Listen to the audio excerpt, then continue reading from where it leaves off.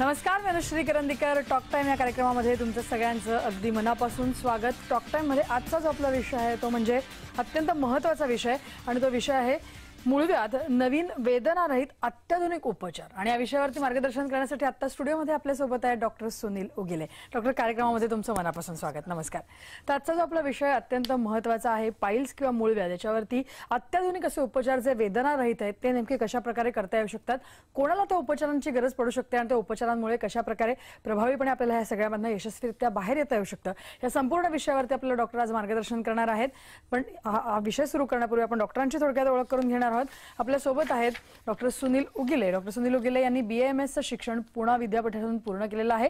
त्याचबरोबर गुदविकाराचं विशेष प्रशिक्षण त्यांनी पोद्दार आयुर्वेदिक कॉलेज मुंबई येथे घेतलेलं आहे. डॉक्टरांनी 2000 सालापासून म्हणजे गेल्या 18 वर्षात साधारण 1 लाखांपेक्षा जास्त रुग्ण तपासणी करून 15,000पेक्षा जास्त रुग्णांवरती यशस्वी उपचार केलेले आहेत. मूळव्याध, फिशर, इतर गुदद्वारांचे उपचार करत असताना रुग्णांना होणारा त्रासाची जाणीव असल्यामुळे हा त्रास कमी करण्यासाठी डॉक्टरांनी चीन येथील जुआनजू येथे जाऊन एक नवीन बीम चिकित्सा याचं प्रावीण्य याच्यात मिळालेलं आहे, प्रशिक्षण घेतलेलं आहे. 2016 मध्ये त्यांनी हे प्रशिक्षण घेतलं आणि जास्तीत जास्त याचा वापर करता भारतामध्ये त्यांनी प्रथम पुणे येथे बीम उपचारानं साधारणतः 500 ते 600 रुग्णांवरती वेदनारहित उपचार आतापर्यंत केलेले आहेत. ही सगळ्यात महत्त्वाची गोष्ट आहे, कारण पाईल्सवरती किंवा फिशरवरती या सगळ्यावरती उपचार केले जातात, परंतु प्रेक्षको लक्षात घ्या, बीम हे उपचार किंवा बीम ही चिकित्सा त्या प्रणालीचे भारतामध्ये त्यांनी वापर केलेला आहे, प्रथमच केलेला आहे पुण्यामध्ये. तर नेमका आजचा जो आपला विषय तो याच संदर्भातला आहे की पाईल्स किंवा ह्याच्यावरती उपचार खूप असतात, परंतु वेदनारहित वेगळे उपचार कशा प्रकारे करता येतील या अनुषंगाने आपण आजची चर्चा करणार आहोत. आपण थेट डॉक्टरांकडे जाऊया आणि विषयाला सुरुवात करूया.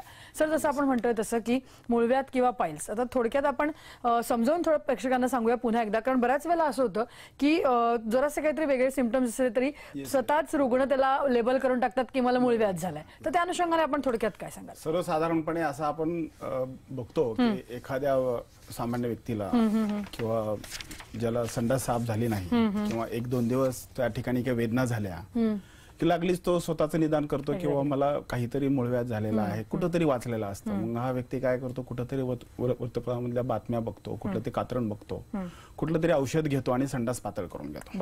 त्याच्यामुळे काय होतं, त्याला लागलीच बरं वाटतं. मग भविष्यामध्ये असं कुणी काही सांगितलं की त्याला सांगतो की तुला हा आजार आणि हे औषध घे. पण हे युजली संडास साफ न होणं किंवा त्या जागी एखाद दुसरा दिवस काही जुजवी त्रास होणं म्हणजे मूळव्याध का? मुळेच नाही. तर आपल्या तात्कालिक कारणामुळं किंवा काही प्रवास असेल, दैनंदिनीमध्ये काही बदल झालेले असतील, त्याच्यामुळे अपचन झाल्यामुळे एखाद्या वेळेस संडासला कडक होऊ शकतो आणि तो घासून निघून जातो आणि तो तात्कालिक असतो. तो तुम्ही औषध घेतलात तरी बरं होतं किंवा नाही घेतलात तरी बरं होतं. त्यातल्या त्यात तुम्ही जर खाण्यामध्ये चला नियोजन केलं, थोडे स्निग्ध पदार्थ वाढवले तर ऑटोमॅटिक ते कमी होतं. पण काय होतं, अशी काही औषधं आहेत ज्याच्याने बरं वाटतं आणि मग पेशंटला वाटतं मी मूळव्याध झाला होता मला आणि तो बरा झाला. तर मी सर्वप्रथम मूळव्याध म्हणजे काय हे सांगतो. मूळव्याध म्हणजे संडासच्या शेवटचा भाग, आतड्याचा शेवटचा भाग हा गुद म्हणतात आणि गुदाचं काम काय तर संडास बाहेर टाकणे. बरोबर. संडास आपला वरून खाली बाहेर पडतो आणि जो शरीराचा जो शेवटचा पार्ट आहे तिथे जे रक्त पुरवठा करणाऱ्या रक्तवाहिन्या असतात आणि ज्या अशुद्ध रक्तवाहिन्या असतात संडासच्या भागातल्या, त्या खालून वरच्या भागात प्रवास करत असतात. म्हणजे हे दोघं एकमेकाच्या विरुद्ध प्रवास करतात. मग समजा काही कारणामुळे जर आपल्याला संडास साफ नाही झाला, आपण जो जोर लावत असल्यामुळं आपण त्या ठिकाणी एक्स्ट्रा प्रेशर दिल्यामुळे तिथल्या ज्या रक्तवाहिन्या असतात त्या सुजतात, फुगतात किंवा प्रोलॅप्स होतात, म्हणजे बाहेर येतात फुगून. त्याला मूळव्याध म्हटलं जातं. मूळव्याध म्हणजे एनलार्जमेंट ऑफ व्हेन, संडासच्या जागेमधल्या रक्तवाहिन्या फुगून बाहेर येणं म्हणजे मूळव्याध. संडास साफ नाही झालं म्हणजे मूळव्याध मुळीच नाही. संडासला 1-2 दिवस आग भगभग उठली म्हणजे मुळीच मूळव्याध नाहीये. संडासला चुकून एखाद दुसऱ्या दिवशी रक्त पडला असेल तरी तो मूळव्याध नाहीये. तर जेव्हा ह्या तिन्हीचा समूह, लक्षणांचा समूह आणि आपण त्या जागेची तपासणी करून लक्षात येतं की काहीतरी वाढलेलं आहे, फुगलेलं आहे, तर त्याला आपण मूळव्याध म्हणतो. येस, नक्की.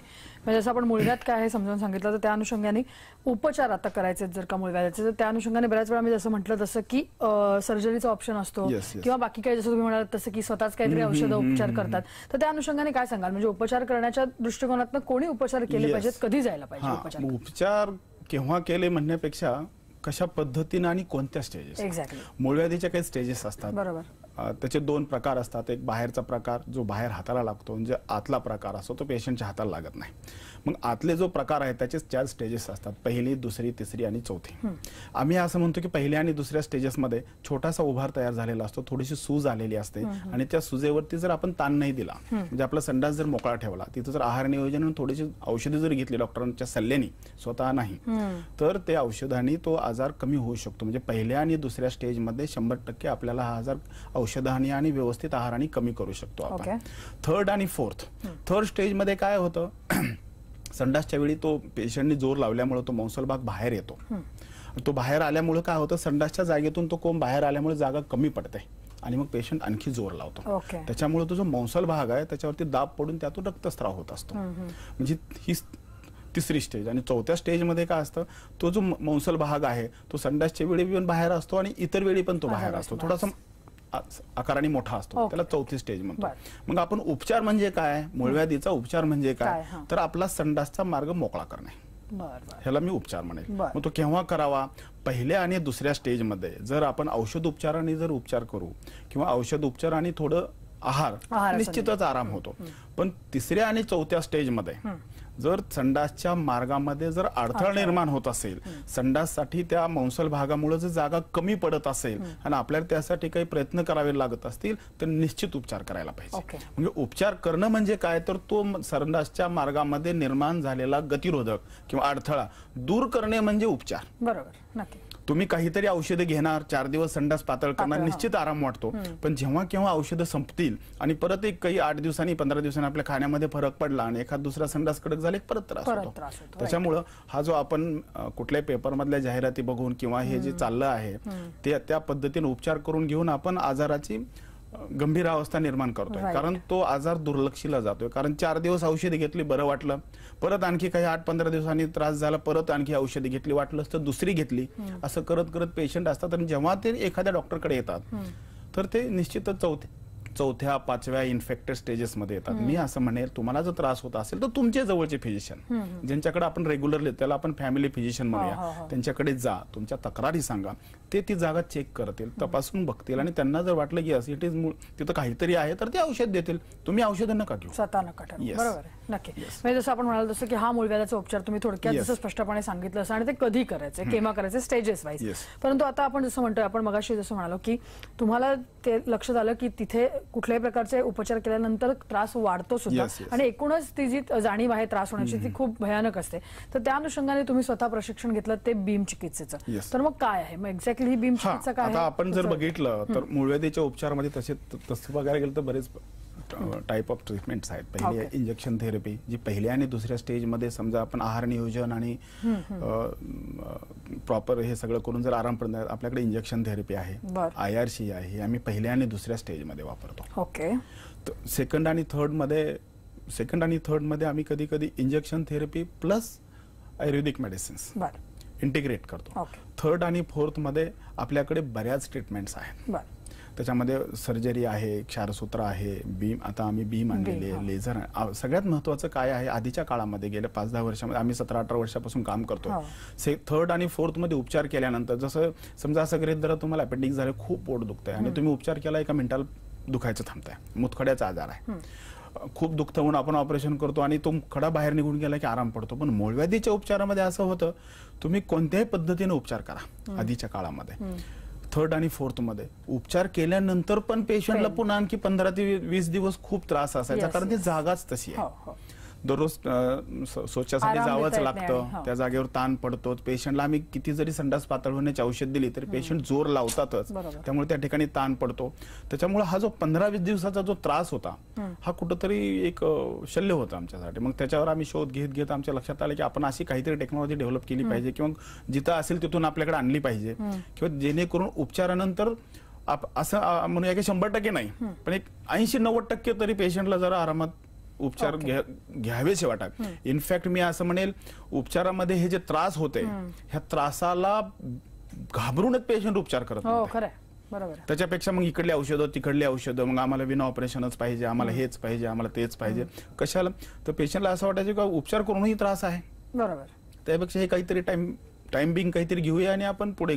तर त्याच्यामुळे काय होत होतं, पेशंटच्या गंभीर अवस्था निर्माण होत होत्या आजाराच्या, तर ते तसं न करता आता आपल्याकडे एक चांगली उपचार पद्धती आलेली आहे बीम नावाची, ज्याच्यामध्ये आम्ही वेदना ह्या शून्य नाही पण अगदी 90% तरी कमी केलेल्या आहेत. ओके. 5-10% हे सब्जेक्टिव्ह असतात, ते तर पेशंट टू पेशंट फरक पडतो, तर निश्चितच कमी केलेले आहेत. येस. नक्की. आणि जसं आपण आता उल्लेख केला क्षारसूत्राचा, तर मग आता बीम उपचार पद्धती आणि क्षारसूत्र ह्याच्यामध्ये पण काही फरक आहे का, आणि तो मग नेमका कशा प्रकारे? आता आपण बघितलं तर बीम उपचार पद्धतीमध्ये आणि क्षारसूत्र उपचार पद्धतीमध्ये मेन उद्देश काय आपला, तर मी आताच म्हटल्याप्रमाणे त्या ठिकाणी निर्माण झालेला गतिरोधक काढायचा. येस.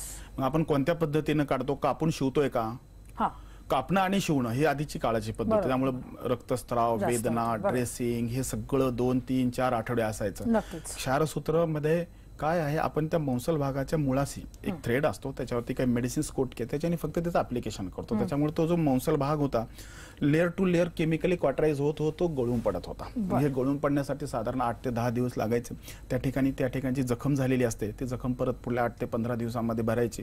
म्हणजे शस्त्रक्रियेपेक्षा चांगला उपचार क्षारसूत्रच होता. पण हे जे 15 ते 20 दिवस पेशंटची जात होते, हे कुठंतरी कमी करण्यासाठी आपण बीम आणलेलं.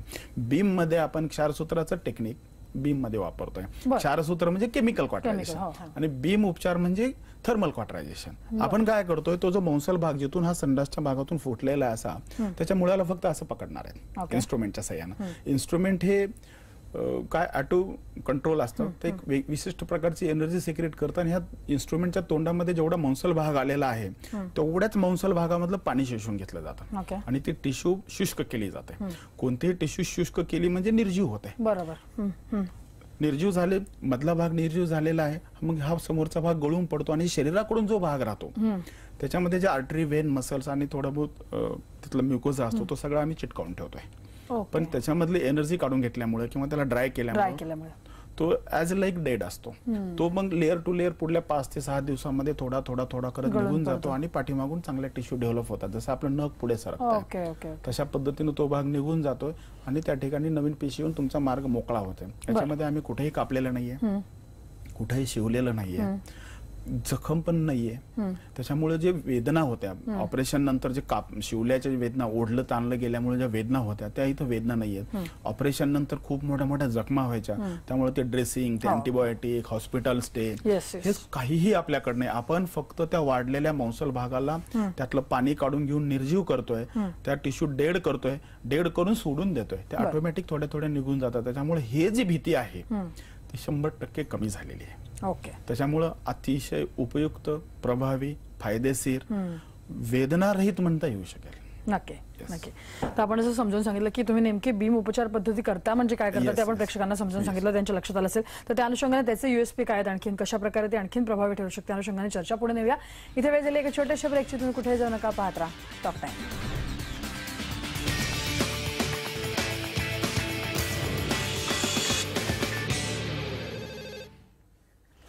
ब्रेकनंतर टॉक टाइम मध्ये तुमचं सगळ्यांचं पुन्हा एकदा स्वागत. आपण बोलतोय ते म्हणजे मूळ व्याधीवर वेदनारहित अत्याधुनिक उपचार किंवा बीम चिकित्सा किंवा बीम प्रणाली नेमकी काय आहे, त्या अनुषंगाने आपण चर्चा करतोय. आपल्यासोबत आहे डॉक्टर सुनील उगिले. डॉक्टर, आपण बीम बद्दल जाणून घेतोय, तर त्याच्यामध्ये मला तुम्हाला विचारायचं आहे की आता बीम उपचार पद्धती वापरल्यानंतर संडासची जी जागा आहे त्याच्या आकारमानावरती किंवा त्याच्या एकूणच जागेवरती याचा काही परिणाम होतो का? दुसरं म्हणजे बऱ्याच वेळेला जसं लोकांना जी भीती असते की उपचार किंवा ती सर्जरी किंवा ते तिथल्या कुठल्याही शस्त्रक्रिया झाल्यानंतर आपल्या संडासचा कंट्रोल जाईल का किंवा काही परिणाम होईल का? अगदी बरोबर आहे. अगदी म्हणजे मूळव्याधीच्या रुग्णांमध्ये उपचार न करून घेण्याची 2 कारणं आहेत. पेशंटला असं वाटतं की आपण जर ऑपरेशन केलं तर कंट्रोल जाईल. म्हणजे कंट्रोल जाईल म्हणजे काय, आपल्याला शौचालय आहे ना, आपण कुठेतरी ऑफिसमध्ये आहेत तर आपण ती रोखून धरू शकतो. तर बऱ्याचदा असं पेशंटला असं वाटतं की आपण जर ऑपरेशन केलं तरी रोखून धरण्याची जी कॅपॅसिटी आहे ती जाईल का, एक. नंबर 2, आणि पेशंटला असं वाटायचं की ऑपरेशन केल्यानंतर आधी होत होते, पेशंटच्या डोक्यामध्ये जे भूत नाचतायत ते जुन्या काळातले जे काही होतं ते आहे, त्या पद्धतीनं होतं, तेव्हा त्या पद्धती होत्या. पण आता आपण 21व्या शतकामध्ये आहेत, कुठं प्रगती केली आहे, तर आपण याच्यात निश्चितच यशस्वी उत्तर शोधलेलं आहे. तर आपण जर बघितलं बीमच्या टेक्निकमध्ये, आपण कापतोय का कुठे, शिवतोय का कुठे, मग आकारमान का कमी होईल, एक. नंबर 2, आता आपण कंट्रोल बद्दल बोलतोय. तुमच्या संडासच्या जागेमध्ये जो गतिरोधक झालाय, मी तो गतिरोधकच फक्त माझ्या इन्स्ट्रुमेंट मध्ये पकडतोय ना आणि त्याला निर्जीव करून तो बाजूला काढतोय. तुमच्या कंट्रोल करणाऱ्या पेशंटना मी कुठं टच करतोय का, मग का कंट्रोल जाईल? जाणारच नाही. बरोबर.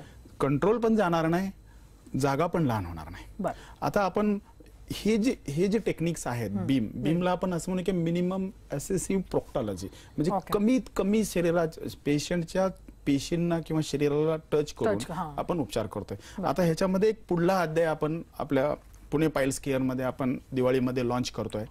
एक डायोड लेझर नावाचे एक नवीन ट्रीटमेंट्स आहेत. त्यासाठी मी जर्मनीला जातोय, त्याचं ट्रेनिंग घेऊन दिवाळी नंतर मी ते पण लॉन्च करतोय. येस, आणखी आपण ऍडव्हान्स काय काय जे करतोय, चार सूत्राला ओव्हरकम बीम केलं, म्हणजे ते टेक्निक इकडे वापरलं, फक्त तंत्रज्ञान वेगळं. बरोबर. तसंच आणखी ऍडव्हान्स. बरोबर, नक्की. परंतु जसं आपण ह्या दोन गोष्टी क्लिअर केल्या की जागा असेल, आकारमान असेल किंवा हे असेल, कंट्रोल असेल.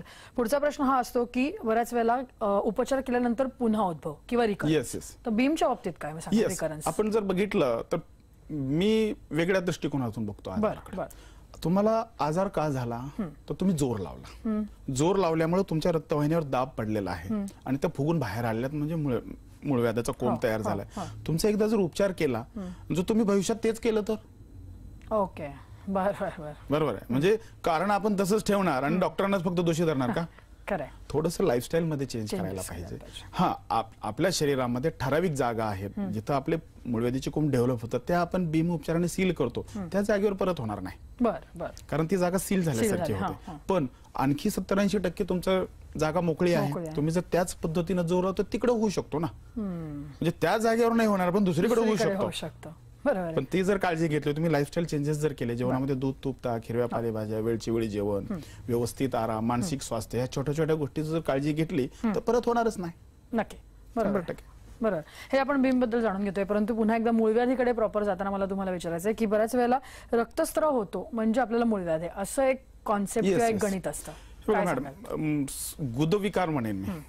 गुदविकारामध्ये रक्तस्राव झाला की पेशंट मूळव्याध म्हणतात. It is not like that. तिथं दुसरा एक आजार आहे, फिशर नावाचा आजार आहे, तिथं आणखी एक भगंदर नावाचा एक आजार आहे, तिथंच आणखी विद्रती पेरिन लॅप्सिस नावाचा आजार आहे. ह्या सगळ्यामध्ये थोडं बहुत रक्तस्राव असतो. रक्तस्राव कशा पद्धतीनं होतोय? तो थेंब थेंब पडतोय, चिळकांडी मारली जाते, का संडासला लागून जातोय, का संडास झाल्यानंतर टपटप पडतोय, किंवा अगदी संडासच्या सुरुवातीलाच खूप रक्तस्राव होतोय. ह्या सगळ्या गोष्टींना एक अर्थ आहे. येस, हे जे लक्षण आहेत ना त्याच्याप्रमाणे आपल्याला निदान करावं लागतं. त्यासाठी आपल्याला संडासची जागा चेक करावी लागते. मग त्याच्यानुसार लक्षणं आणि जागेमध्ये जे काही आपल्याला आढळलेलं आहे त्याच्यानुसार आपण निदान करतो. प्रत्येक वेळी रक्तस्राव म्हणजे मूळव्याध नाहीये. तिथं फिशर पण असू शकतो, भगंदर पण असू शकतो आणि मूळव्याध पण असू शकतो. तर डॉक्टरकडे जा, स्वतः निदान करू नका, डॉक्टरला तपासू द्या, तो निदान करेल आणि मग ट्रीटमेंट घ्या. नक्कीच, म्हणजे मूळव्याध आपण समजून घेतलाय, त्या अनुषंगाने फिशर आणि फिस्टुला पण आपण थोडंसं समजून घेऊया, प्रेक्षकांना समजून सांगूया आणि चर्चा पुढे नेऊया. परंतु इथे वेळ झाली की छोट्याशा ब्रेकची. तुम्ही कुठे जाऊ नका, पाहत राहा टॉक टाइम.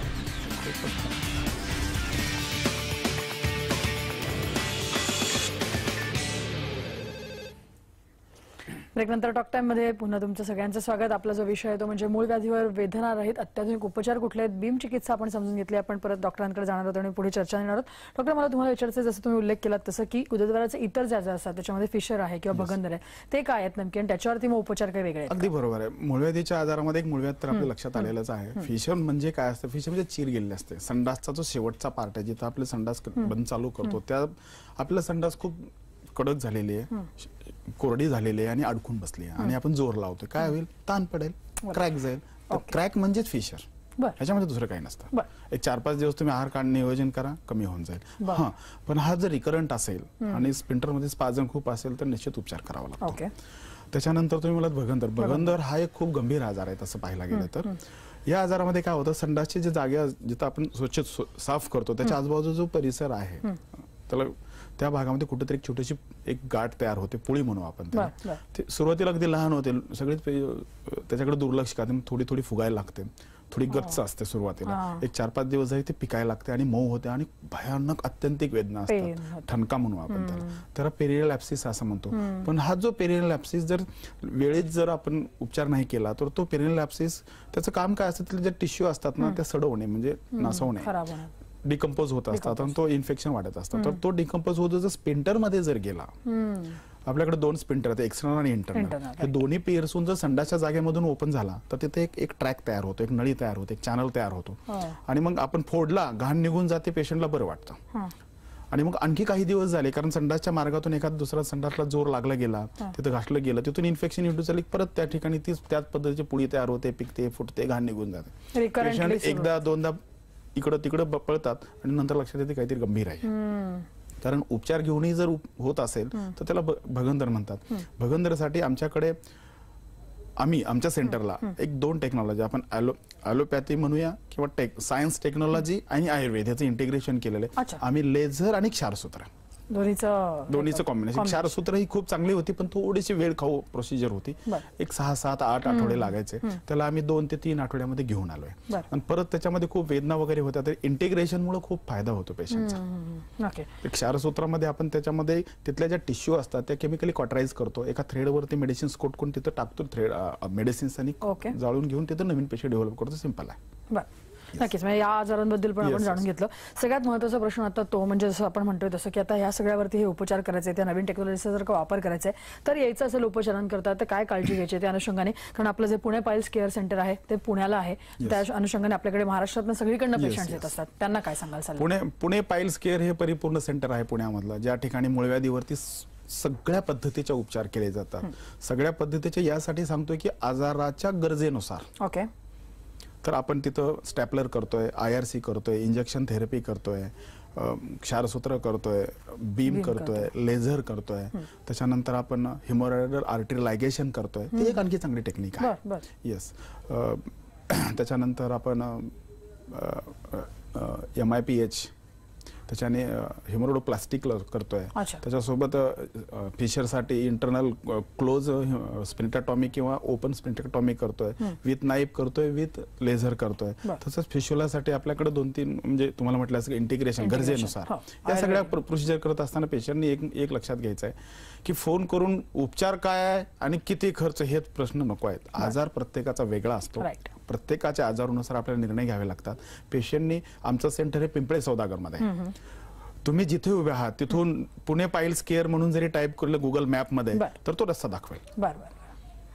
काही सोपं आहे. सकाळी तुम्ही एखादा व्यक्ती सोबत घेऊन पूर्ण उपाशी पोटी जर आमच्याकडे आलात तर आम्ही ऍडमिट करून तुमच्या योग्य तपासण्या जर सोबत असतील तर घेऊन या, नसेल तर आम्ही करून घेऊ. उपचार करून संध्याकाळी तुम्हाला 5-6 वाजता पाठवून देऊ. एक 24 तास आराम करून तुम्ही तुमच्या कामाला लागू शकता. ओके. येस. नक्की. म्हणजे डे केअर अगदी खूप सोपं केलेलं आहे. त्याच्यामुळे घाबरून आजार लपवू नका, दाखवा, एकदा येऊन दाखवा.